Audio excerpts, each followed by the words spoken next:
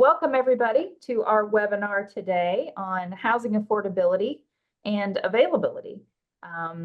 We've heard from a lot of you lately that housing has become an issue even in rural Kentucky. And this was not something we heard a lot about from counties typically over the last 10 years or so, but that has ramped up, as I'm sure you all know, to become an issue that is not just a city issue, it's also a rural issue. And so since we heard so much about it, we thought we'd invite some folks in to give us some data and background and information about what those gaps actually are for affordability. How many houses do we need to build? How many folks can't afford their housing? So we are so pleased today to have with us some folks from the Kentucky Housing Corporation, Wendy Smith and Patrick Bowen, and they will speak in just a moment. We also have a few judges with us, Judge McKenzie from Johnson County, who's going to talk to us about some innovative things that he's doing in his county. And I believe Judge Moore from Boone County will be joining us as well to provide some remarks.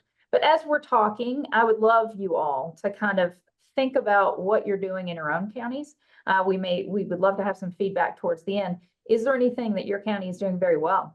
Is there something unique that you're doing in your county to address housing issues?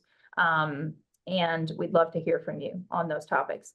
A few side notes, you will get credit for this, training credit for this. In order to do so, please stay on camera as much as possible. Please stay muted unless you're asking a question. If you want to ask a question, I think the best way is the little chat box, and we'll call on you or we'll ask your question for you. It is being recorded, this session, so we'll send out a link to the recording later if you want to just listen in. You don't have to take notes, and we will have any of the materials that are presented today by our speakers. We'll send those out over the next couple of days to everybody that's registered. So with that, I would love to turn it over to Wendy. Wendy. Well, thanks so much. I really appreciate it. I'm going to go ahead and share my screen. So we've got this pulled up.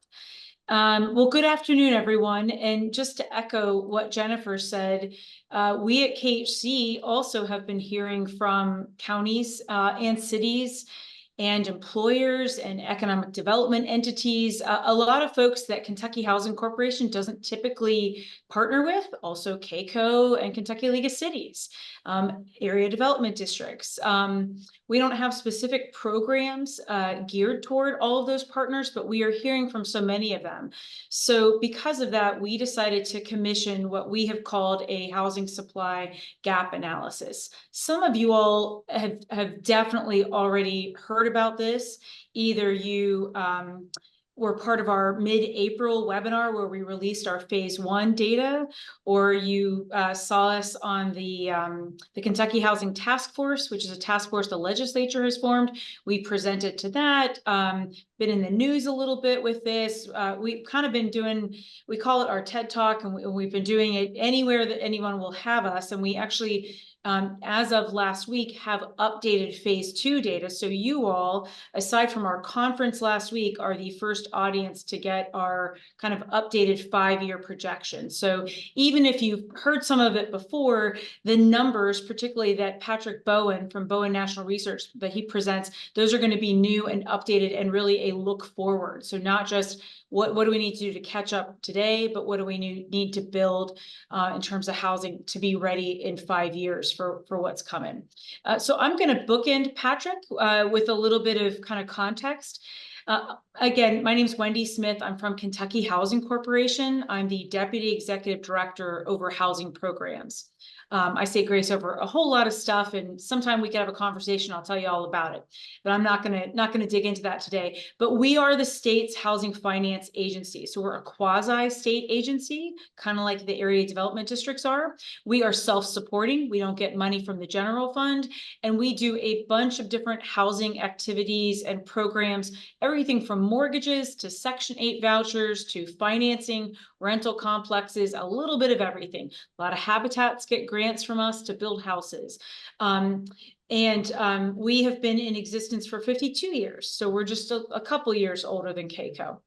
So we commissioned a housing supply gap analysis because we as an agency wanted to know ourselves, but we wanted to equip leaders like you all and partners across the state with some real data, county by county, about what needs to get built. So I'm going to give you a little context about that before we launch into Patrick Bowen presenting, the data. If I can get my slideshow to. There we go. So first I want to ground this in where KHC started. One of the reasons we started with this was we are seeing increasing homelessness across Kentucky. This is data on one night in January every year, all across Kentucky. We try to count the number of people who are experiencing homelessness. Is this the real number? No, you all, it's not the real number. There are folks that don't get counted, but the trend is a real trend. So while it might not be the exact number, it's always an undercount. It is a trend. And what I can tell you that we're seeing is, aside from the 2021 COVID, which was an aberration, and we didn't actually count street homeless, we only counted people in shelters. The number of people experiencing homelessness in Kentucky is going up, and that includes what we call the balance of state, which is everywhere but Louisville and Lexington. And I can tell you, one of the things we're seeing is an increase in first-time homelessness and people who are employed and homeless. Those are byproducts of a market failure, where the market is mismatched in terms of having units that people who are working, can afford to stay in and remain stably housed. Along with that count, we count just the unsheltered folks also. So that overall number includes people who are in homeless shelters, because being in a shelter is not being housed. I want to make that clear. That's an emergency solution. It's important, but it's not stable housing. So when we look at the number of folks who are unsheltered, meaning they are on the street, they are in a car, they are in a tent, that number has gone up significantly in what we call the balance of state, which is, some urban areas, northern Kentucky, Bowling Green, but also a lot of rural counties. It's 118 counties. What you can see is a big jump from 23 to 24. And again, a lot of that is first-time homelessness and employed homelessness. I'm bringing this up because it's really important to ground this in the fact that while there are factors that make an individual or a family more susceptible to becoming homeless, this kind of homelessness is really about a mismatch in your marketplace. Your marketplace does not have units to house folks who are working or who have never been homeless before. And we really talk about this in terms of structural causes of homelessness versus contributing causes. And by structural, I mean there is not enough housing supply, particularly when you don't have enough supply and you have a bunch of economic and/or population or household growth. And so when you don't have enough supply, it's just supply and demand, you all. Housing costs go way up. And housing instability, housing inaffordability, and in the worst case, homelessness go up. And those structural issues can be exacerbated when an individual or a family has what we call a contributing cause, like substance use disorder, mental illness, an eviction, a job loss, maybe a criminal record that makes it hard to get employed or housed, a domestic split or a divorce, or housing discrimination. Those might be factors that can make a household more at risk for housing instability or homelessness, but they are not the driving causes. When there's plenty of housing, folks who experience any of these things don't end up homeless. It's when there's not enough housing that they more often experience homelessness. I went the wrong way. I'd like to share, this is actually from a report that the Kentucky Chamber of Commerce and Home Builders Association did, and I'll talk more about that in a second. This is a great metric that kind of shows how much more expensive it has gotten for Kentucky households to afford a home in Kentucky.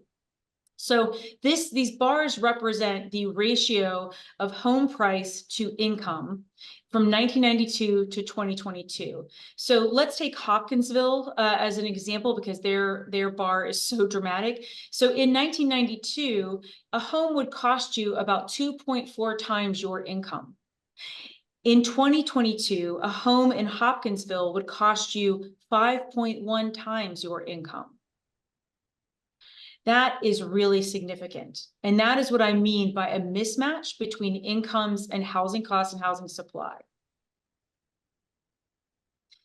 Another graphic from that report shows us that 44% of Kentucky renters are what is called housing cost burdened.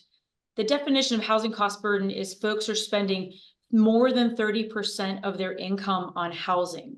So when you look at this, the dark bar at the bottom is that 30% of your income or more is going to housing. When you look at the light blue bar, that's what's called severely cost burden. That's when a household is spending 50% or more of their income on housing. When a household is spending 50% or more of their income on housing, they are incredibly unstable because there's not enough money for a car, for groceries, for medicine, for childcare, just for all the costs.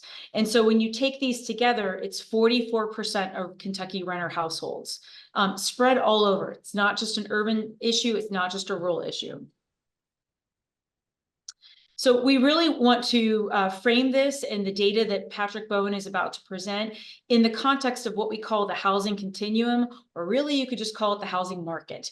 But what we're saying is that folks in Kentucky get by on a range of incomes and in a range of housing types.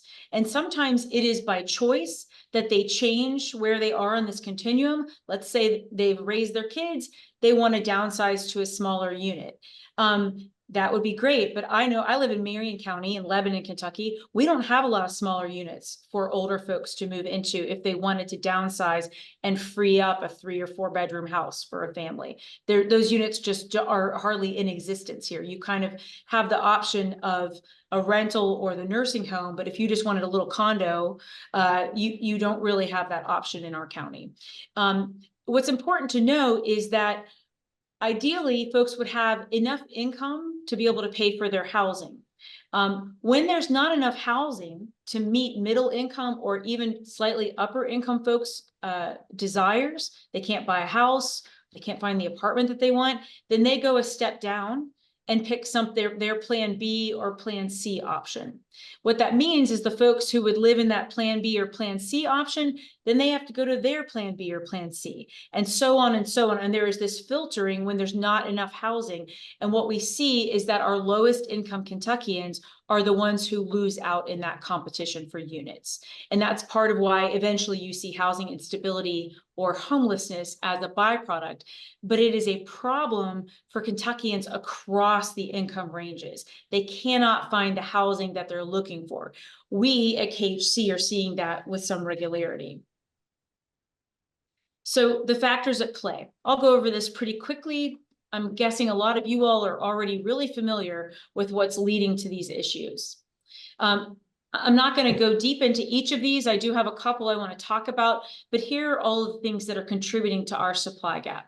We've had natural disasters that have destroyed or majorly damaged a lot of units, particularly in East and West Kentucky, but a lot of areas have had tornadoes and flooding. We've got economic growth. Some of our best 3 years have happened recently, a lot of job creation, but housing creation has not kept up. In some areas, we've got land use and zoning restrictions that make it really hard to build more housing or to build more density. You got local resistance. People say, oh yeah, we want to house people, but don't put it next to my single family home, right? We've got a lot of not in my backyard issues. The biggest one, and I'll show some data on this, is we have lost builder capacity and the construction workforce since the 2008 recession. To me, that is the biggest driver in all of this. It is not the only, but it is the biggest driver. We have not been building what's called missing middle housing, which is like duplexes, triplexes, quads. We stopped building those a long time ago, and we kind of only do big apartment complexes or single family homes. Along with that, we have not been constructing hardly any starter homes as a nation or as a state, or workforce housing, and that middle housing that I talked about, that slightly more dense, duplexes, triplexes. High interest rates have really made it worse. Folks are pretty stuck where they are, even if they wanted to sell and downsize or sell and trade up, they really can't right now because their current interest rate might be so very low. They just cannot get what they're looking for with the money that they would make from selling their house, and their interest rate would be so much higher. Those interest rates also affect the builders that we do have. It's very expensive for them to, get credit to build. We have escalating insurance costs. We are seeing this across, we do home loans at KACo. A lot of our borrowers, we do a fixed rate 30-year loan, but their taxes and their insurance are rising such that they are frustrated and feel like they can't afford their monthly payment. We're also seeing it among our landlords who own rental properties. Their insurance rates are going up. And then lastly, we pretty much still just stick build everything in terms of housing. And that is very slow in getting units brought to market. And we need to consider a range of modular, panelized, manufactured, other ways in addition, not instead of, but in addition to stick build. Okay, I'm just going to touch on a few of these. Economic growth. We have had 3 bust or boom years, of economic growth. And I like to quote this. This is from a book I read last year. Homes are where jobs go to sleep at night. And if you don't have homes for your jobs, how are you going to keep the jobs that you have in your counties or grow them? And we know from the Cabinet for Economic Development that they're hearing from employers when they're looking to locate, they want to know where's the childcare and where's the housing. Those are 2 big drivers for employers right now. I also want to make sure you all know about the Kentucky Chamber of Commerce and Home Builders Association report. It came out in July, so just a little bit after our phase 1 housing supply gap report came out. It's very emphatic in urging lawmakers and leaders in Kentucky to really puzzle out how to get more housing built. They view it as one of the biggest threats to economic growth for Kentucky. Local resistance, I talked about that. For those of you with robust zoning and land use, this is a real issue. It is one of the biggest stumbling blocks in our urbanized areas. But plenty of counties have no zoning. My county, Marion County, Lebanon has zoning, but Marion County has none. So while it is a factor, it is not, the key driver in every part of our state. Here's the big one. We lost builder capacity after the 2008 housing crisis and the recession that followed, and we have not rebounded. This is a great chart from that Kentucky Chamber report. So these are housing starts starting in 1995, going until last year. And what you see in the light blue are the actual housing starts permits in Kentucky. And what you see in 2008 is that it tanked, and then in 2009, it really went down. And we have not rebounded. Since 2008, we are still not building as many housing units as we used to. That dark blue line is if you carried forward just the average of the units built in prior years, that's what we would have built. And that's the units that didn't get built if we had just stayed on average with housing construction, not even accounting for economic growth. And households are smaller now, so there's more demand for units because we have more households. Even if we didn't have a wild population jump, we have more people living in smaller households. So this is the biggest driver. The policymaker in me keeps thinking, well, if we had had a Paycheck Protection Act for home construction after the 2008 crisis, maybe we would have kept this building capacity and we wouldn't have seen this giant drop in builder capacity. But it's really important to recognize we have not rebounded. Not only do we have units that never got built, we're not even back up to building at that average rate.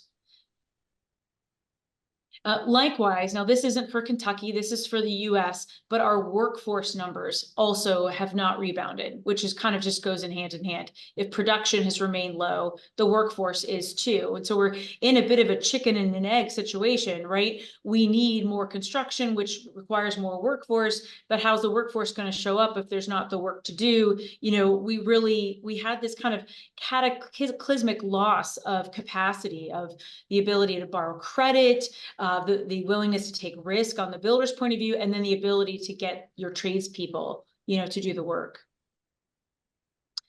Missing middle, I just wanted to offer an image of what that looks like. It doesn't mean giant complexes. It means your smaller format, denser product. Again, duplexes, quadplexes. We've seen in the city of Lebanon, where I live, where some houses got torn down. There are some landlords going in and putting in a duplex or a fourplex in that place. And they're attractive, it's new construction, and it houses more households on the same lot. And we really need those rentals, so we've been happy to see it. This is just a graph showing you in the US how that middle housing construction, again, never recovered after 08. So black is single family homes, orange is apartment complexes, and the blue at the bottom is that middle housing. Again, duplexes, triplexes, quads, tenplexes, that kind of stuff. It's almost at zero and hasn't even come close to rebounding.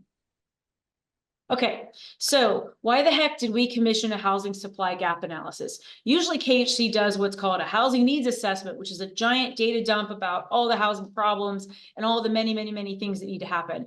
And we decided that wasn't the right fit for us right now, that what we needed and what our partners could use most is some real data.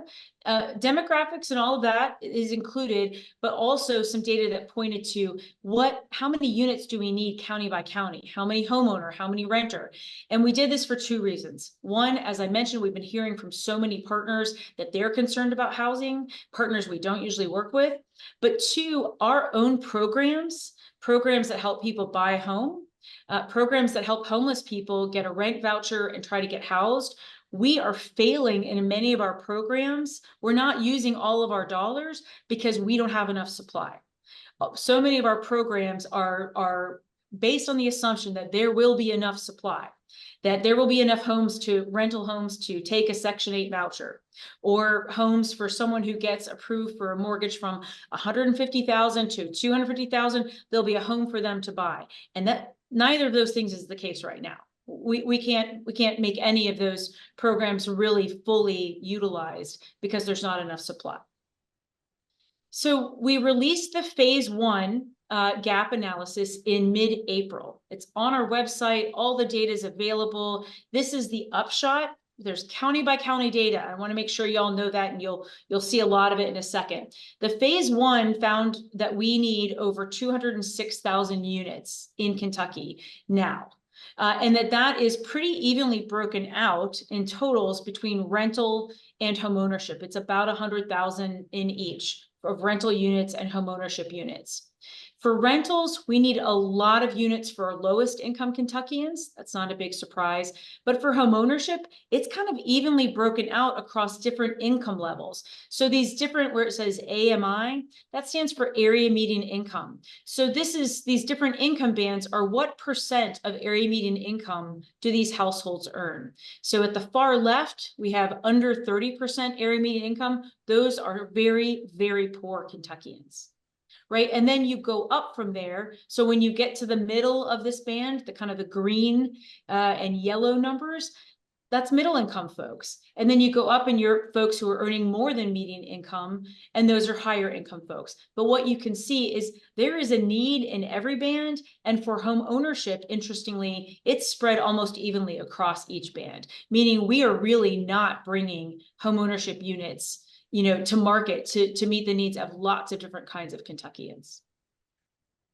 Okay, so why we're here today is because we have recently released our phase 2 report, which is a 5-year look forward. And I am going to now turn it over to Patrick Bowen so that he can share his data county by county with you all.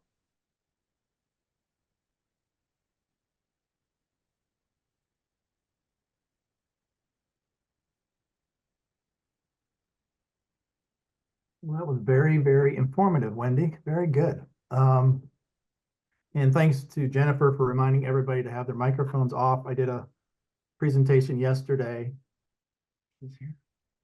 that they did not remind people to turn off their microphones. And so I had a lot of coughing and sneezing going on, as well as at one point I could have swore I heard a cat meow, or at least I hope that was a cat. We've done So- enough of these, Patrick, at this point. I'm not above muting somebody. You know, if I hear a cat or a cough, or I hear a lot of this, did we get that? And I get, I'll mute you real quick. Well, I appreciate it. All right, folks. Well, again, I'm Patrick Bowen, president of Bowen National Research, just outside of Columbus, Ohio. And as Wendy said, we did a phase 1 study that was 2024 housing gap estimates. That was, again, April or so. And then what they had me do is in the second phase, provide 2029 estimates. But what I did to make it a little bit easier for everybody is we put both phase 1 and phase 2 into this one document. So at this point moving forward, don't really need to look at phase 1. Everything you need is in this phase 2 study that KACo will have in their hands the final draft here later this week, and they'll make publicly available, I guess, in the next week or two. So a lot of ground to cover. So let me move through this. So by the way, the study has a lot of, as Wendy alluded to, a lot of good demographic, economic, rental supply, for sale housing supply, and then the housing gap numbers. And so I'll cover some of that today. I won't get into any of the economic stuff other than maybe 1 or 2 points. A lot of good demographic data went into the study. Most of it in some way played a role in us coming up with housing gap estimates. Those that did not, I still wanted to include some data points to make sure people understood certain attributes of their individual counties and then what's happening across the state. All right, so let me start off. If you like maps, you'll like this presentation. A lot of maps in here. This is 2024 total households across the state, and you know where the more populous areas are versus those that are not. But this still was the baseline. If we were going to look at 2024 housing needs or housing gaps, and then look forward, we needed to start somewhere. And while we have a lot of good population information in the study, a lot of our focus and a lot of my demonstration here today will be on households, because households drive these housing gaps. This is percent change of total households from 2024 to 2029. So those pink colors would be anywhere that's expected to decline over the next 5 years. The blues and the darker shades of blues would be the greater shares of household growth. Now, one thing to keep in mind is this data is provided by ESRI, which is a national demographer. And so they're not privy to some of the things that we're aware of, and job growth in particular, commuters and things like that.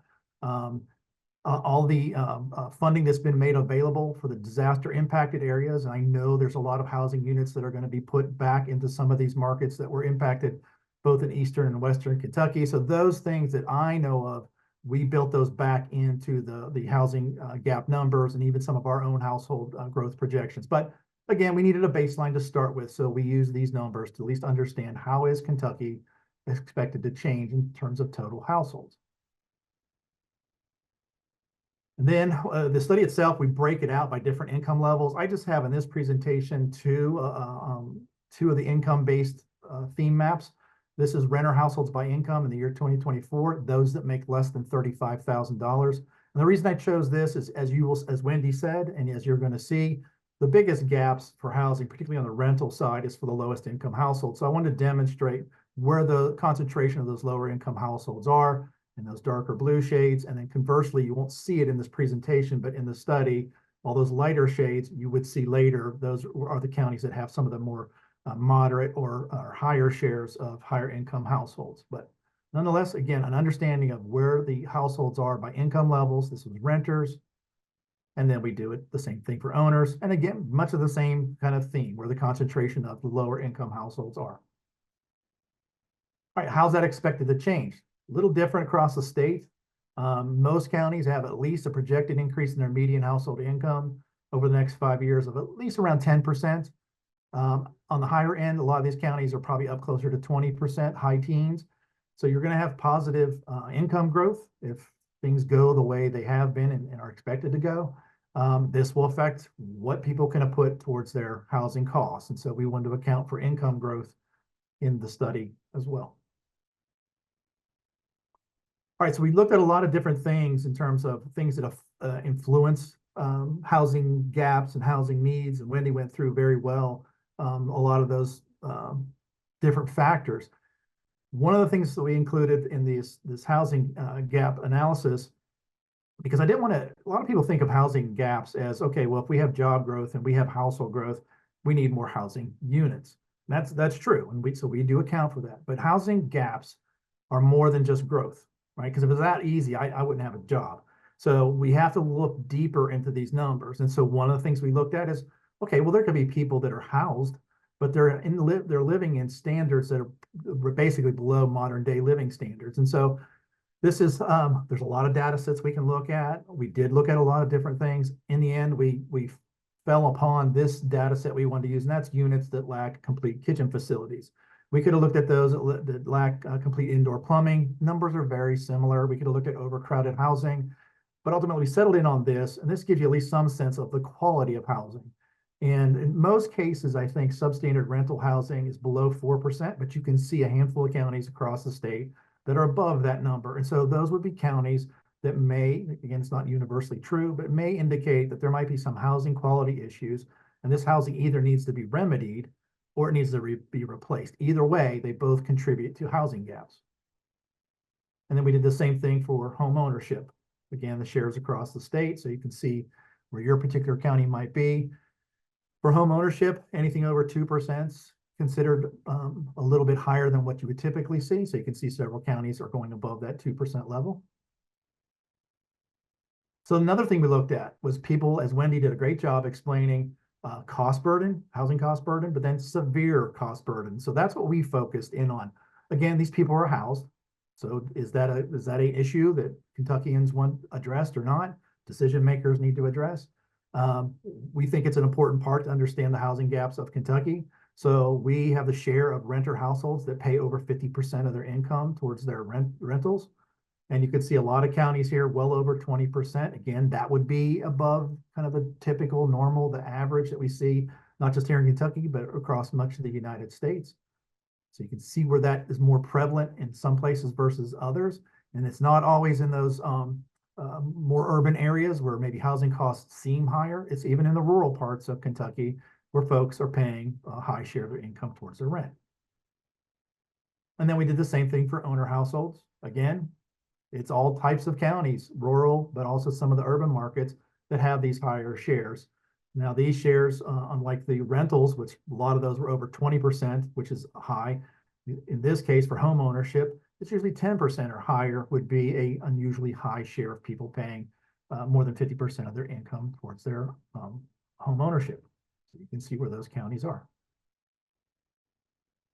All right, so this is an important one that I think that a lot of people ignore. And this is, you know, I think when I saw on here a second ago, you had about 60 viewers. So I suspect your viewers are from all parts of Kentucky, urban, suburban, and rural.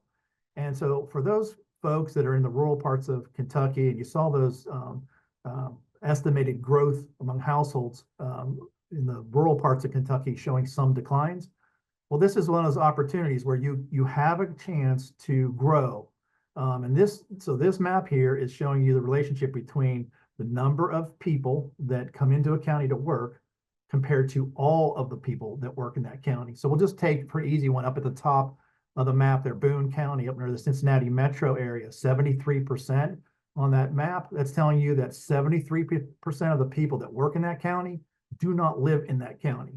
But now you take that across the state, and even in eastern Kentucky, where we saw those projected declines, or western Kentucky, you have a lot of those counties that have 60, 70% of their workers are coming into work in a county, but they don't live there. And that's an important thing to understand for folks, that again, if you're trying to figure out how to grow, you got to understand who those, how frequent do those workers come into your area. And so I think, I'm so sorry, folks. That's my phone. See, I blamed other people to have I should mute myself maybe. So what I wanted to do is make sure that I acknowledge people that commute into these counties, because while we didn't do it in your state, we've done it in individual communities within Kentucky, but we've done this in many counties around the United States. And so one of the things that we learned was that roughly about out of 9,000 to 10,000 people we've surveyed, some of them are commuters, some are not, but a lot of people express interest in moving to the county in which they work. But one of the reasons they tell us they can't move to that county is because there is no housing. You're going to see the lack of available housing, or yeah, you have housing, but it's not affordable. So again, I spent a little extra time on this map because I think it's an important story for those of you that are in counties that are trying to figure out, what's our potential opportunities? How much could we grow? I'm telling you, you've got a lot of commuters. in virtually every county, at least close to 50-50, some meant much more than that. You have an opportunity to grab some of these to be permanent residents, but housing has to be part of that if you want to grab those people and ultimately seek economic growth. All right.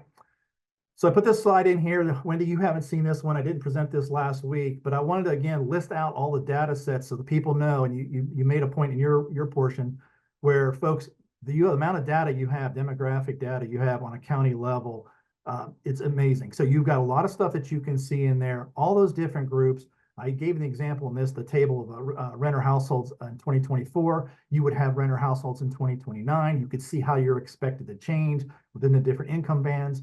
Same thing for different age groups, renters versus owners, all kind of stuff that I list there. So a lot of good information. You just saw some of the maps that we have some demographic information, but there's much, much more. So if you only cared about your county, the point is you can go through this study, not just demographics, but you can see your demographic data, go to the economic section. You can see everything that's happening that we found economically in your area. And then the same thing for the housing supply. And I'll show you some examples of that in a minute. So a lot of great individual county information.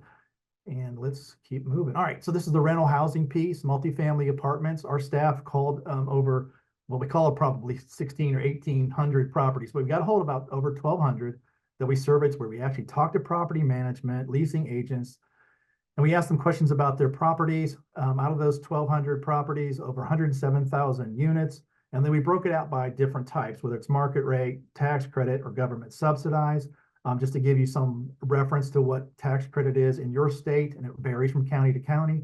That would roughly be available to households that make about $35,000 to, I think I wrote it down, yep, $35,000 to $55,000 a year. And then anything government subsidized is generally anything under $35,000. Now, a place like Boone County, that might be another $10,000 or $20,000 higher. So some counties have, all counties have different limits to what those product types serve, but at least gives you some scale of what am I talking about when I talk about tax credit or government subsidized. Look at the far right-hand side, vacancy rates. Everything is either at 3.5% or lower. Overall state number, 2.7 on the bottom right. What does that mean? Is that good? Is that bad? That's low. If you're a property owner, these are great numbers, right? If you're an investor in properties, multifamily properties, this is great news for you. But this is a housing supply gap study. This is not good news for Kentuckians themselves, but also employers that are trying to figure out how do they house workers, how do they attract workers, how do they grow their companies. So you have a really low vacancy rate, really across the whole spectrum of affordability. And you really want that to be typically about 4 to 6%. You want vacancies so you can attract people. So as families get married, have kids, seniors want to downsize, all kind of circumstances that impact all of us in life. You want to have some vacancies so people can move around. You don't have a lot of those. So this shows you the overall vacancy rate across the state. This is all rentals, all multifamily apartment rentals. So regardless of the program type, the affordability and stuff like that, a lot of pink across the state, meaning you have no vacancies that we could find. Keep in mind, we didn't survey every property, but with over 1,200 properties surveyed, we feel like we have a good accounting or some understanding as a baseline of, hey, is there much available in these counties? And the answer is no. Again, a large share of them have no vacancies. Most of these counties have vacancies below 4%, which again is where you want to be for a healthy market. And so lack of available multifamily apartments is an issue. It's not region-wide, it's a statewide thing. And then here, what we did was I put in this graph, if I took all those market rate units, because some are in mixed income properties with tax credits, some are with government subsidized. So if I take all the market rate units together, you have over 2,400 of those vacant, a 3.4% vacancy rate, tax credit, only 307 of those vacant, 2.4% vacancy rate. And look at the government subsidized. Across the state, you have 162 available, 0.6%.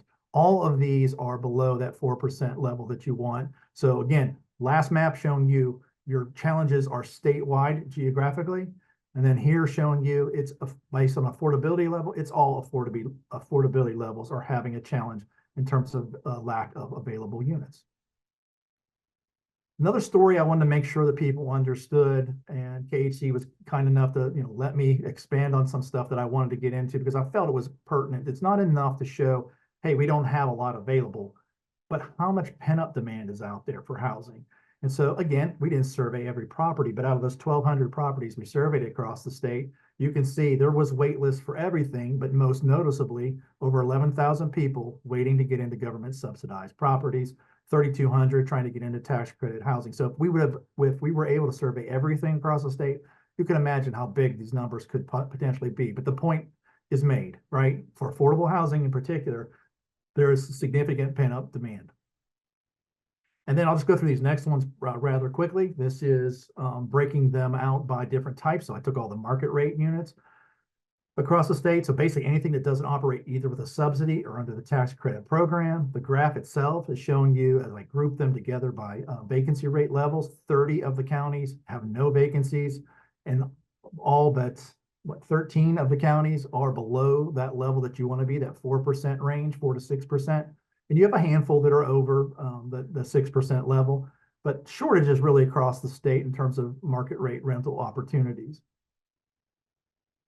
And then we even have the wait list for, what did I have on here? 32 counties. So 32 counties had some type of wait list for market rate rentals. So you can see where those are. So as developers and investors start to look at opportunities and where pent-up demand is for market rate rentals, you can see that those numbers, not as big as you're about to see for affordable housing, but nonetheless, you've got some pent-up demand across the state. All right, how about the tax credit rentals? Again, generally, this would serve households that make $35,000 to $55,000 a year for a family of 4. 43 of the counties, again, not every county had tax credit properties that we surveyed, so those will be marked in those white with the black lines. But nonetheless, 43 of the counties, no vacancies. Only 2 fell in that optimal range of 4 to 6%, and 5 went over that 6% level. So most counties that operate with some tax credit product have levels that are well below what the what should be considered a healthy market. Now look at the wait list, getting bigger. So 42 counties have some level of wait list, with the smallest being 16. Actually, this is not even all of them. I had more on there. I think we just put the top 32 on here. But nonetheless, look at the level of wait, of people waiting to get into these units. Some in the hundreds, several hundred in some cases. Majority of these over 50. So you have significant pent-up demand. So again, as developers look for opportunities, or your community is trying to figure out, where do we start to focus our efforts? What should our attention be on? You can see you've got a lot of folks waiting to get into these tax credit rentals. How about government subsidized? Again, generally across your state, those are people that make less than $35,000 a year for a family of 4. A lot of pink on here, folks, right? A lot of counties that have absolutely nothing available to rent. 88 of the 100, I think, 1, 2, 3, 4, 5. So 115 counties that had product, government subsidized property. So we surveyed 88 of them don't have anything available. Most of those well under 4%. And just a few that are above that 6% share. And there could be, I didn't look at that. There could be, it's a new property. They just did renovations and they reopened units. There's a lot of combinations of why units would have vacancies. Point is, though, most counties are having a serious lack of available government subsidized apartments. And then check out the wait list, right? Each one gets bigger as I continue down the affordability spectrum that Wendy referred to earlier. And so this is government subsidized wait list. Just the top half, just those top 16 or so, 176 households or more. So, I mean, you could build multiple projects and still not be able to meet the needs in these counties for government subsidized housing. So significant pent-up demand for this type of housing that's affordable to your most economically vulnerable people in Kentucky. All right, so we also looked at for sale housing. So this is 2024. This would have been January when we pulled this information. This is the available inventory across the state. So you can see how many units we found. And obviously some of them are in your bigger areas of Jefferson, Fayette, Warren, places like that, Cincinnati Metro, Davies County, places like that. Overall, you had about 6,000 of these homes that were available. Is that a lot? What does that mean? Well, what we do is we take those available homes and we compare it to your entire inventory of owner-occupied housing. And we come up with, we call an availability rate. That's in your statewide, that is 0.5%. What's normal, what's healthy? Again, you want some vacancies. You should have something closer to 2% at a minimum, possibly as high as 3%. You want vacancy so people can move around, a renter wanting to become an owner, a senior homeowner that wants to downsize into a small home ownership opportunity. You don't have a lot that's available. Now, let me show you that in terms of, well, let's go by county here. 33 of the counties have less than 0.4%. Most of these, in fact, every county but one is below that optimal 2 to 3%. And there was only one county that fell in that range of optimal range, and it was at exactly 2%. So again, statewide, you have the shortage, not just the rental side, but now you can see on the home ownership, or at least for sale availability wise, you just don't have much for people to choose from. And then this is the share of those availability rates, basically county by county. The pinks are anything, I think I put at 0.3% or lower. So you can see a lot of counties are really desperate for more for sale housing product. The only county, again, Cumberland in the dark blue down at the bottom center of the state at 2%. Everybody else below that, in most cases, well below that, half that percentage that you need to be, or even lower. So limited availability across the state. All right, so what is this product that's available to buy? You had the majority, or I should say majority, the highest share of that product is priced under $200,000. When we go into a lot of markets around the country, and I do just an individual county distribution of what's available, those first two bars there'd be almost nothing available.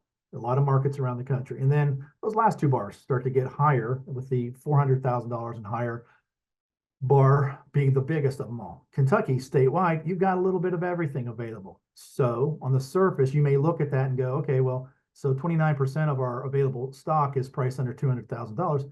We have plenty for our first-time home buyers. Yes, you do have a lot, but when we started to look, and I don't have a slide on this, but we do break it down in the study, when we started to look at what that product was, a lot of that stuff was pre-1960 product. A lot of that stuff was mobile homes, units less than 1,300 square feet. So you have these older, smaller, likely lower quality product. Yes, you can afford to buy it, but there's a good chance there's quality and condition issues or weatherization issues that might make that home unaffordable for somebody to get it up to modern day living standards. So we break that out for every county. So you'll get to see, yes, we have a lot of affordable housing, but you'll see in your tables, yes, we have a lot of older stuff, and that may be a reason why it is affordable. This is the median list price across the state. So you can see where the higher median list price, again, this is a median list price of what's available. Break it out by those different counties, total numbers, how many counties have a median list price within those different ranges. And again, we break it out in the study. In fact, I think I show you that here in a second. Yeah. All right, so this is one, Wendy, you didn't see this one. So what I want to make sure people understand is, again, you have so much data at your fingertips. I will say this, I've been doing this for 28 years, and I see a lot of studies, county, regional, and state studies.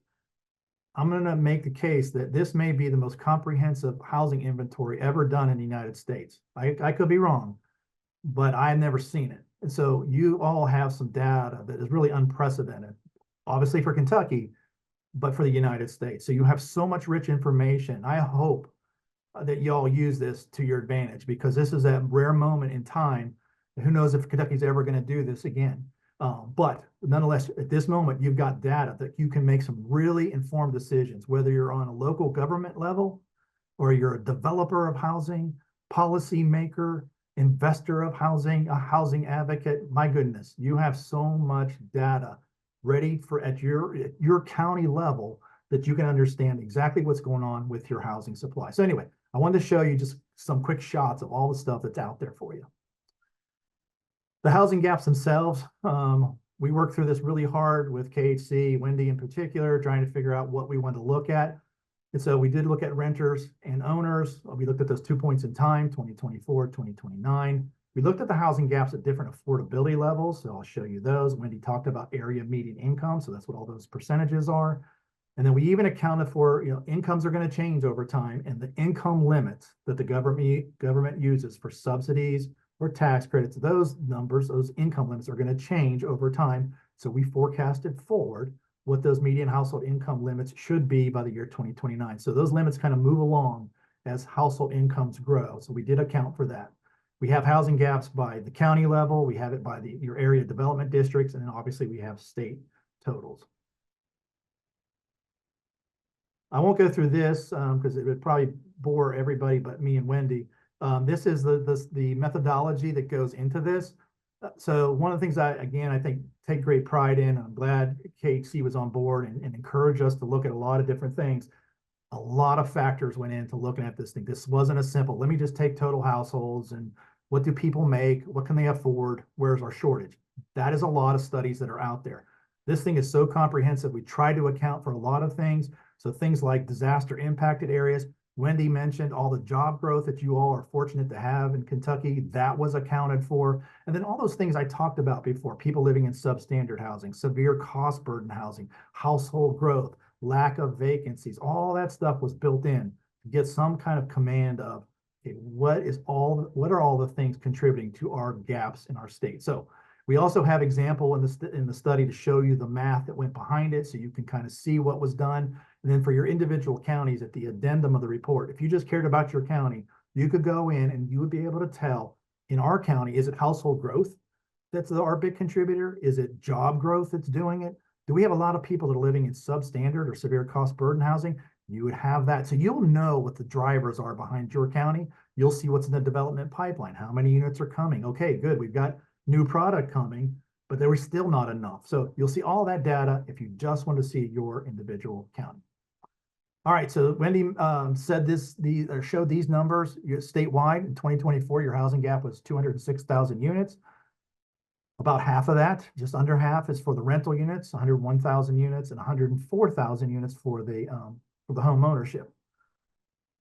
And then you can see at the bottom, I marked in the blue box, we broke it out by those different income levels, with most of it being for the lowest income households.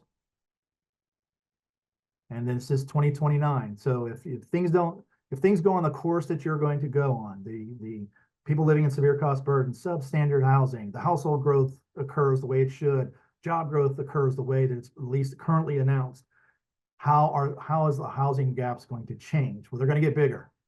So it's going to go from 206, 207 to 287,000 units. So you're going to increase by roughly 80,000 units over the next 5 years. And both the rental side and the for sale gaps are going to increase roughly 40,000, somewhere around there. But again, it's going to be split nearly even between rentals and for sale. So how is that expected to change? I just want to show you this. This is overall gaps by those different AMI, area median income levels, that show at the bottom. And you can see where the biggest change is. It's for that those that make less than 30,000. It'll increase from, these are all in thousands. So 79,000 gap for the lowest income households, up to 101,000 by the year 2029 if additional housing and solutions aren't implemented. But it really, for the exception of the highest income households, every gap is going to get bigger over time. And many of these will be close to 20,000 additional units. How about the rentals alone? Again, by those different AMI levels, 2 points in time, 2024 to 2029. You can see the biggest jump is that lowest income renter households. And that is due in part, a large measure, because of, again, you've got so many low, who's going to live in substandard housing? It's most likely, it's most likely the lowest income households. So that makes sense that the gap will continue to grow for these people that are most vulnerable to some of the things that are contributing to the housing gaps and the housing issues that they have. This is the for sale side. Again, virtually every band is increasing. Generally 5 to 10,000, maybe even more, some of them almost doubling those middle incomes. And that's where the greatest increase is going to be. And the gaps are those that make between 51 all the way up to about 120, even 150% of median income. So you can see how the gaps are growing and the challenges that Kentucky faces ahead. This is the total housing gap in 2024. So no surprise, right? The bigger areas, most populous, would have the biggest gaps: Jefferson and Fayette, the Cincinnati Metro, down by Owensboro, down by Bowling Green, places like that. I list the top 10 on the left-hand side. We rank all the counties, by the way, so you'd see 1 to 120 for all of these different gaps that I'm about to show you so you can see where your county fits in. This is 2029 numbers. Again, bigger areas, the biggest gaps. They're getting bigger. And this is one thing I'm really glad that Wendy had us do. And so this is now showing the relationship of the gap. So how many people, how many units you need relative to all occupied housing units. And so when you compare those two, it starts to show you, look, on a scale, on an even scale, these counties that maybe might not normally be on somebody's radar now start to show up in blue. And it's not just the urban areas. So way over in the far eastern part of the state, Boyd County, Rowan County, Wolfe County, places like that that might kind of be forgotten by folks now show proportionately they are facing some of the same challenges. Go over to the western part of the state, Marshall County, McLean, Simpson. I even have in the table, is a great example, taking, you know, Boone County, the overall housing gap's 11,000. Okay, the Boone County's big. It should have a big number. Carroll County has the second highest ratio, even though its gap's only 884. That's saying to you that 884 relative to all the housing units in that county represents about 21% of that county's housing stock. So it's showing you that Carroll County is almost on the same scale of the challenge it faces that Boone faces. And so it gives you a little bit of perspective of how these rural counties in Kentucky are facing challenges that are equally as daunting as the urban areas. All right, so this is 2024. If nothing changes, how is its gaps going to change in terms of this ratio? A lot more dark blue. So again, that's both urban and rural, but the point is, if you don't change your course, this is going to be a growing problem across Kentucky, that it will become proportionally greater in virtually every county across the state. But some of these, I think dark blue is anything over 15%, that gap ratio is showing that color. So big gaps, rural, urban, suburban, it doesn't matter. It's affecting all types of markets across Kentucky. And then we did the exact same thing for rentals. So biggest gaps, darkest blue, 2024. You can probably see your county, wherever that is. And then 2029, what is that going to look like? And then you start to see more of these like medium blue colors. Gaps are growing, increasing for the rental supply. Then we did those ratios. Again, rental gap versus total rental households or renter occupied housing units. Dark blue, now you start to see again more rural counties popping up.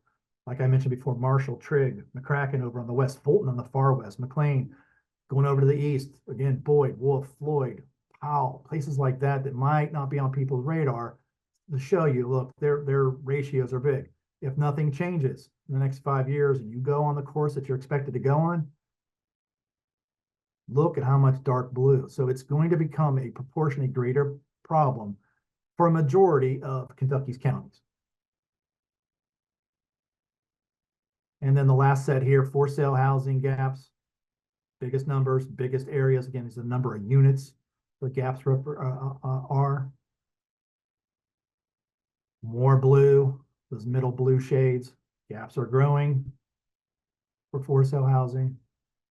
We do it as a ratio. Again, anything over 9% is the darker blues. See the top 10 counties on the left. And again, that's a great example. Carroll County, 448 in terms of its total gap, much smaller than many of those counties, but that's the fourth highest ratio in the state when it's compared to all owner-occupied housing units. Boyle County, look at Gallatin, it's only 249. That's a very small gap, but relative to the rest of the counties across the state, it's proportionally big. And if nothing changes, again, you see all the dark blues, anything over 9%. And just a couple more slides here. And this is, I don't want to draw any conclusions on this because this is more for an example. So as you saw, you have all the different gaps, both the number and these ratios that we did for across the state for every county.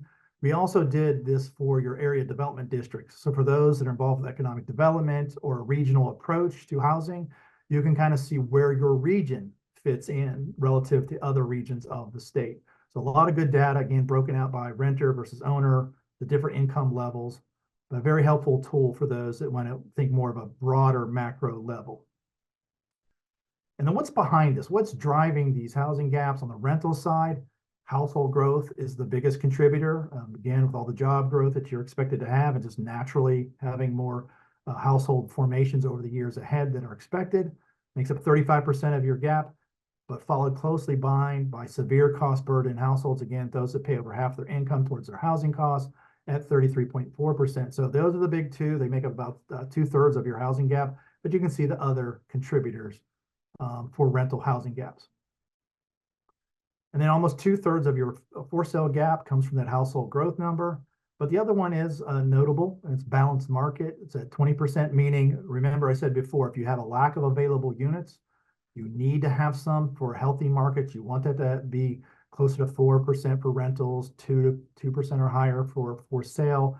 And so when you don't have that, we accounted for that. You need additional housing to make these markets better, more balanced, healthy. And so that got factored into. So that basically could almost be, instead of balanced market, could be lack of vacant units, right?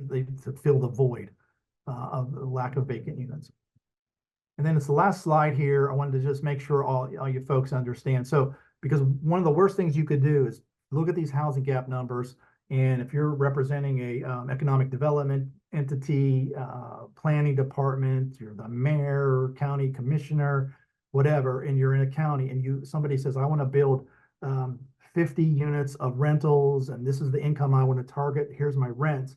And you go turn to this report and it says the gap is 30 units at that particular income segment for that rental unit type.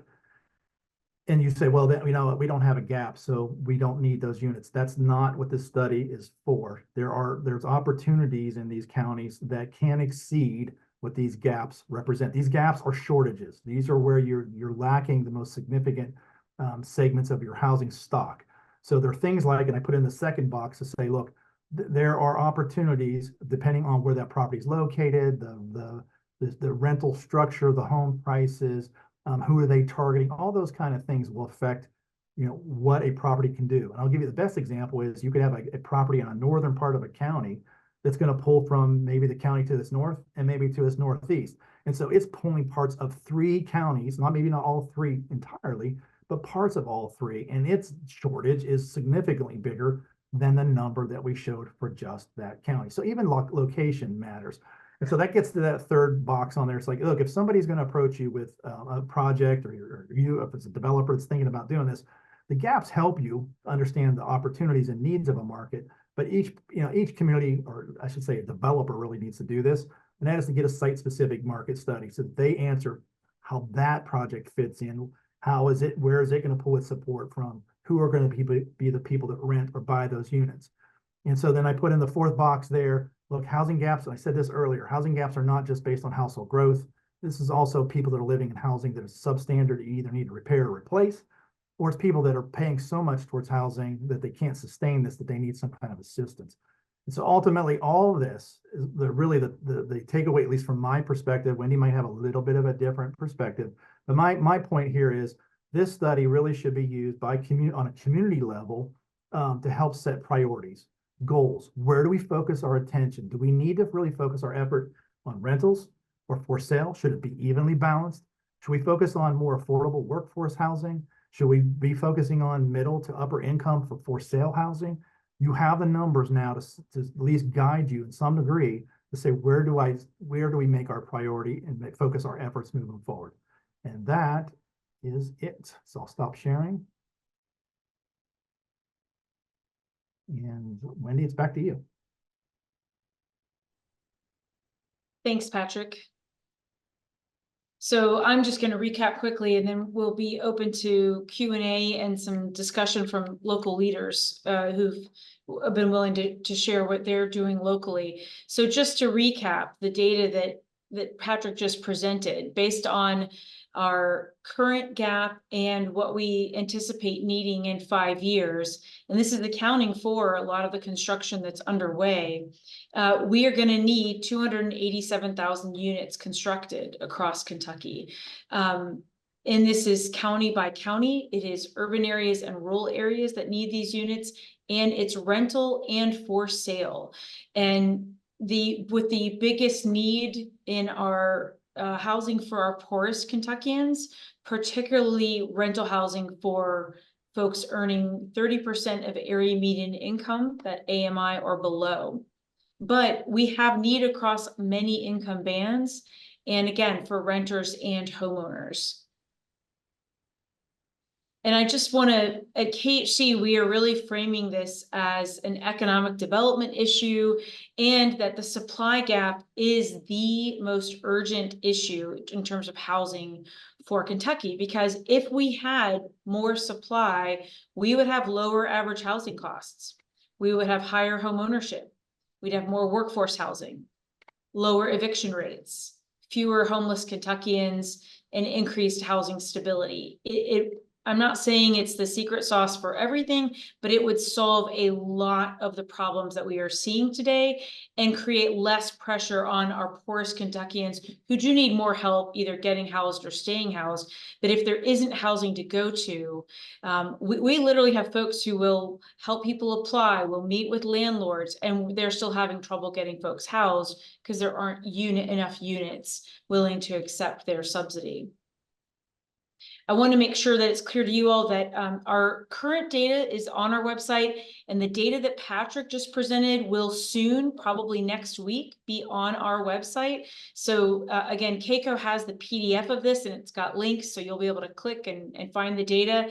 And you can get raw data, you can get visualizations, you can get the full report, whatever you want. We're going to have it on there, as well as we will be doing a webinar I think September 10th, and we'll get that recorded if you wanted somebody else on your staff or a partner, to learn this as well as you all.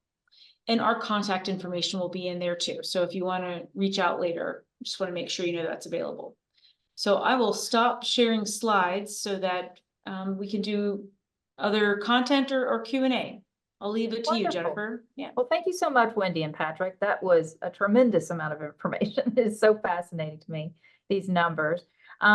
But before we get into some questions, I would like to introduce Judge Gary Moore from Boone County. He's going to talk to us briefly about what they've got going on in Boone County, and then we'll speak with Johnson County Judge Executive Mark McKenzie, who's doing some very unique things in his county. So, Judge Moore?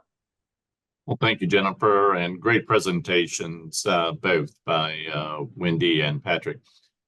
Back in 2021, 2022, we were hearing early reports about the problem with housing and finding housing and enough inventory for all income levels.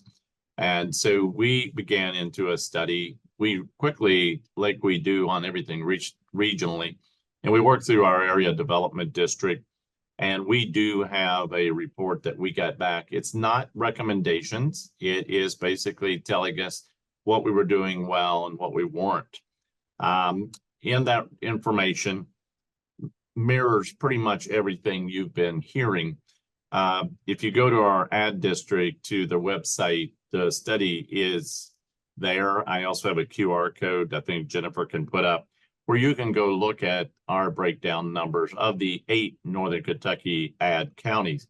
But bottom line is, we were told you're doing a great job of building 3 and 4 bedroom, single family, I call them McMansions. They're beautiful homes, but they're 4, 5, 600,000 and up. They're not attainable homes for a workforce. We knew we had an issue because here at Boone County, one of my county departments is the assisted housing, and we have about 1,000 vouchers per month that we manage. Pre-COVID, there was a waiting list to get a voucher, usually 6 months, maybe even more. Now, today, there is no wait list to get a voucher.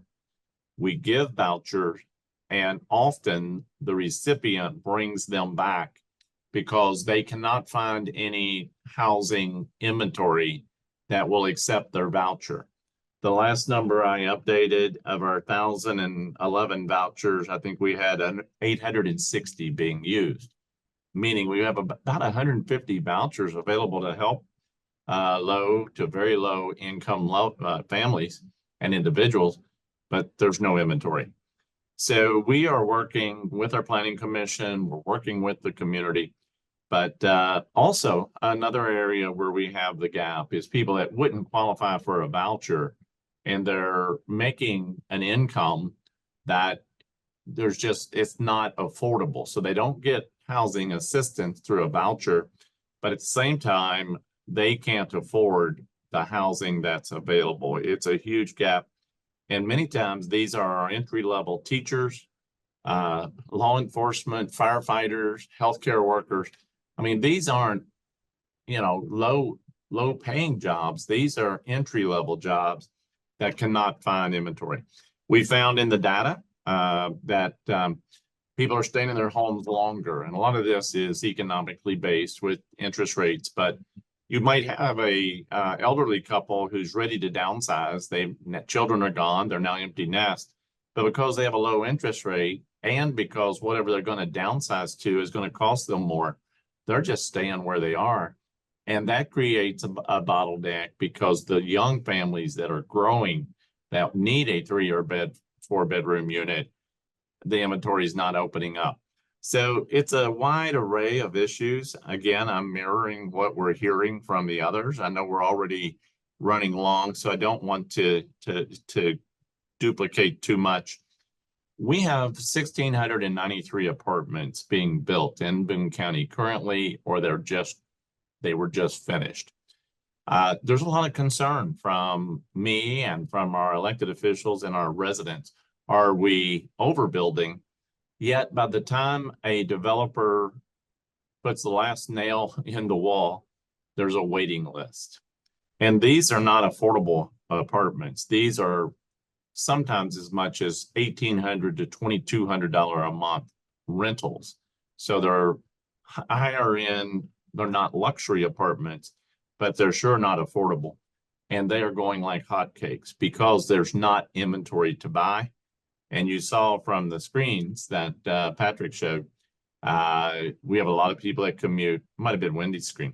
So many people commute into Boone County every day to work.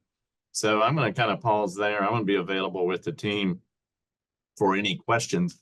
Oh, by the way, just in closing, planning and zoning is not our bottleneck. We have several thousand single-family home lots, some multifamily type lots that are zoned. We have several thousand that are zoned, but because of the workforce shortage in the trades, we can't find enough builders and developers to build them quick enough. So zoning's not an impediment here in Boone when it comes to this topic. So thank you, and happy to answer any questions. Wonderful. Thank you so much, Judge.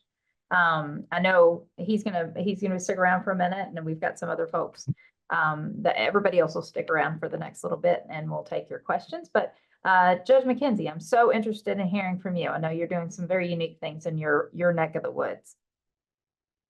Well, thanks, Jennifer. We obviously, Johnson County is a rural county, a little over 22,000 population, and sometimes the word has been used innovative, and what we're looking at doing, I would think more along the lines is proactive. In 2019, when I took office, we were proclaiming the values of being a Johnson County resident to be good schools, great utilities, water, sewer, gas, giga-capable internet speed to the house anywhere in the county, and we had affordable and available housing. As has been alluded to in 2021, in that range, we started feeling a trend, sensing a trend, listening to our local realtors and realizing that maybe that last selling point on being a Johnson County resident might not be as true as it was even a year prior to, and that was associated with the housing. So COVID obviously slowed interest that we had in trying to be more proactive. But nevertheless, this past spring, we hosted just a local housing summit. Now, we, as a rural community, we do not have zoning in Johnson County. The city of Paintsville does, but we do not.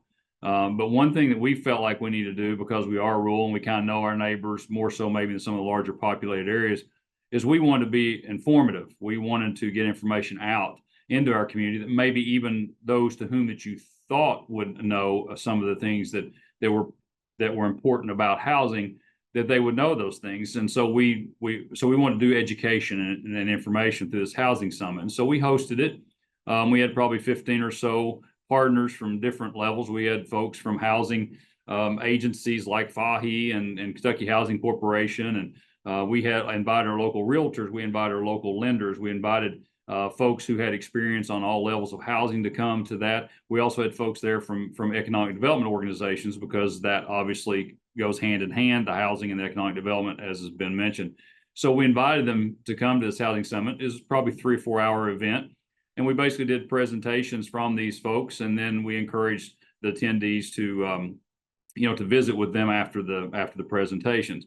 But one thing that we did is that we are in a utility expansion mode in our community. And we know that obviously we've got to have water is in 93% of our county, public municipal water. But sewer obviously is hard. The topography in our county obviously creates some challenges in extending municipal sewer. But nevertheless, we've been on a very aggressive path for the last few years of extending that, because we know without that, commercial development, be it either regular commercial or certainly housing, is not a possibility for us. So one thing we did was we created a map that showed these folks that we invited to the housing summit. We did not open it up to the public because we really wanted to hone in on folks who owned property, large owned tracts of property that might be available for housing development, folks who are in the housing industry, developers. That's the type of folks that we invited to this summit. And so we showed them a map of the areas to which that we are expanding our commercial sewer into, so that it would maybe trigger something in their mind to say, oh yeah, I've got a piece of property on that corridor and there'll be sewer there, within a certain period of time. Or I would like to buy a piece of property on that corridor. I know one that's available that I could use, that I could buy to develop housing on. So we tried to plant the seeds of opportunity in their minds through our housing summit. And so that was a big piece of it, was the educational part of just telling them a little bit about what's going on in the community. I understand that's not always achievable in larger, more populous communities, but we're predominantly a bunch of rural counties. And so it worked for us. And so that was one thing we did. We also, as part of our presentation, we had some folks who talked about different levels of types of housing, because interesting enough, our housing summit came 2 days after the Kentucky Housing Corp gap analysis was released. So it's perfect timing, because it showed essentially every county had a gap, including Johnson. And so the things that we thought, and we were pretty certain of, but we didn't have that hard data to support, came out 2 days before our housing summit. So I could stand up there in front of that group and say, we've got a documented need. And so it helped us a lot in that part of it. But what we did was we had someone from economic development organization that we have a multi-county organization that does recruitment, job retention, and business retention. They talked about the importance of housing, but we also talked about the fact that we needed housing for transitional housing. We have a lot of folks obviously across the state who have gone through substance abuse treatment programs, and most of them like to come back to their home communities if possible, but typically there's no transitional housing for them to come back to as they seek that permanent housing solution. So we had folks there who talked about that importance of that in their community. But we also talked about how we have that unsheltered number of people in our community also. We talked about the multi-family unit housing that we had need for also. We also had some folks there to introduce them to other types of financing options as well. We wanted to kind of plant some seeds of opportunity for them if maybe they were interested in long-term tax credit type structured deals, maybe that might be of interest to them. So anyway, that was how we approached it from our perspective in our community, to try to educate about the need, also try to educate about what was happening in the community, about opportunity for them with various properties that might be along corridors of expansion for us in commercial sewer. I will say this, that we also are trying to proactively address the unsheltered need and the transitional need. We are hopefully by the end of the year, we'll be completing the acquisition of a 3-story former hotel building that was offered to us by the property owner, that we now are in partnership with a substance abuse treatment program with ARC, Addiction Recovery Care. We're partnering with them, and we're acquiring the building, and it's going to be a multi-use. It's already currently being utilized by ARC in a partnership, but it's for folks who are unsheltered, who need emergency housing. It's also for those who are transitional, going through the opportunity track, as they call it, that have come out of substance abuse treatment and now are trying to get back on their feet and get employed in permanent housing. But it also will be available for any veterans that should come back to the region.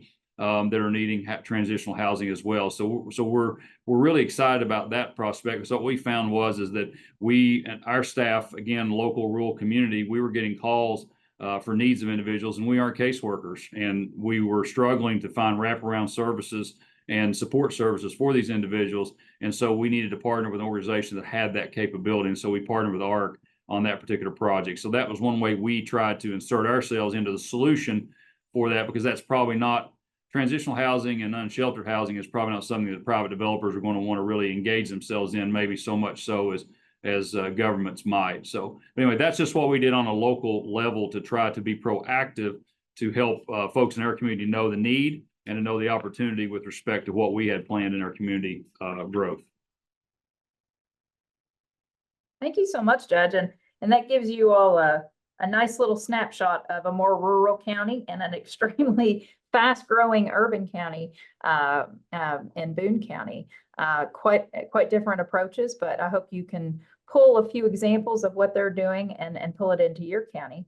But we do have a few minutes for questions. So does it looks like we have from Dan, does change in total households include big economic development projects, include in-migration from climate events? Wendy and Patrick, do you understand that question? Or should he unmute to The very back end of that, what about immigration or in-migration? include in-migration from climate events? So from natural disasters, we did factor that. I assume that's what that talks about. So yes, that was factored in. Also, and as well as what new properties or units that are in pipeline that are being funded through some of the disaster relief efforts in the state. Additionally, we did look at job growth, the large-scale job announcements. And so you'll see there's an economic section to the report where we county by county have estimates of how many jobs are that have been announced here recently. And then we did factor that in as what does that mean in terms of housing demand and ultimately the housing gaps. So yes, both of those things were accounted for. And the household trends are, I mean, they are informed largely by historic trends projected forward. But I think what the person who asked this is getting at is natural disasters, but also because of affordability, it seems like, I will say anecdotally, even in my county, it feels like there are folks moving here from other states where it was more expensive and or there have been disasters. I don't feel like even in Marion County, we have like a strong read on, is it a 3% increase in households coming in from out of state? Is it bigger? But it is something I know that a lot of areas are anecdotally detecting. Yeah. Great, thank you. Chad just said there's a lot of growth in different areas of the state from individuals leaving their states because of their natural disasters and lack of insurance coverage. California, Florida, Texas. So good point, Chad. You can unmute if you'd like and add any context. You good? Okay. Great. And once again, we'll send out these slides to everybody. So if you want to deep dive into these numbers and figures, you will get a link to all this and you can dive very deeply into your county. I have heard mentioned a few times transitional housing for those that have substance abuse disorder. That is something that you can use your opioid settlement funds for. That is one of the clear uses for those funds. So if you're looking for a funding source for some transitional housing for that population, that is an acceptable use of those funds as well. Any other questions?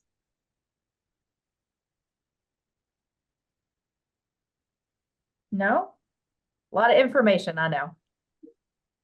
Wonderful. Okay, well, thank you so much for coming. Thank you for our speakers. Very informative, very enlightening information. We will probably have another one of these. This problem is not going away. It's not going to get solved overnight. And this data and information is so important to us finding solutions. So thank you again. And you should get an email pretty soon from us with a recording and links to all of the materials. So thank you so much.